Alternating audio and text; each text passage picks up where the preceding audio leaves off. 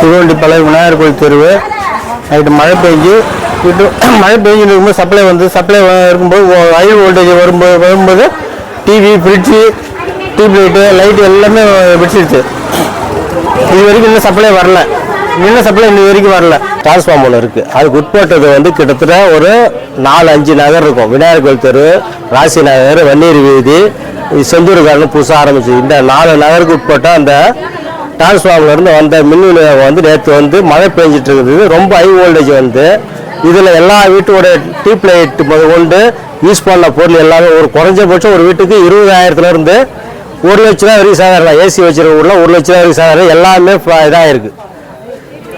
இந்த ஏரியாவில் இதுதான் நேற்று நைட்டு 10 மணி அளவில் கரண்ட் மறுபடியும் நிறுத்தி கொடுத்தாங்க. கொடுத்ததுக்கப்புறம் இன்னும் வரல. அங்கே நேற்று 7:50 9 மணிக்குள்ளே இது எல்லா சம்பவம் நடந்து முடிஞ்சிருச்சு. எல்லா வீட்லையுமே எது இதெல்லாம் யூஸ் பண்ணாங்களோ சாதா டியூப் லைட்லேருந்து ஹோம் தேட்டரு எல்லாமே குறைஞ்சபட்சம் ஒரு வீட்டுக்கு 20,000 1 லட்ச ரூபா வரைக்கும் நஷ்டம் அடைஞ்சிருக்கும் எல்லாருக்குமே. இதுக்கு உடனடியாக அரசாங்கமும் அந்த மின்வாரியமும் இதுக்கு தகுந்த எல்லாரும் கணக்கீடு பண்ணி இதுக்கு எங்களுக்கு எல்லாருக்கும் ஏதாவது ஒரு இழப்பீடு குறைஞ்சபட்சம் 20,000 இருந்தாலும் சரி தான் அவங்களுக்கு ஒரு இழப்பீடு தான். இது இல்லாத மக்கள் தான் அதுக்கு ஏதாவது உடனடியாக ஏதாவது பார்த்து இந்த அரசாங்கம் ஏதாவது செய்யணுன்றது எங்களுடைய கோரிக்கை. புதுவண்டிப்பாளையம். சொல்லட்டுங்களா? என்னோட பேர் ராதா. நாங்கள் வண்டிப்பாளையம் கடலூர்லேருந்து பேசுகிறோம்.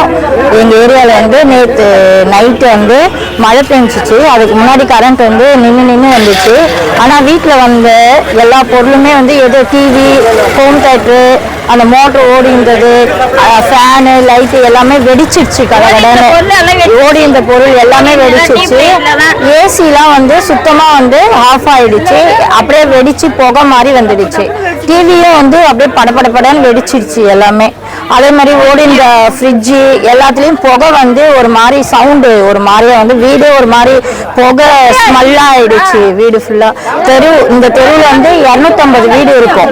அந்த 250 வீட்லேயுமே ஏசி, ஃப்ரிட்ஜு, வீட்டில் இந்த லைட்டு எல்லாமே இதுவாகிடுச்சு ஃபுல்லுமே. அது ஈபினால இன்ன வரைக்கும் நேற்று போன கரண்ட்டு இன்ன வரைக்கும் வரவே இல்லை.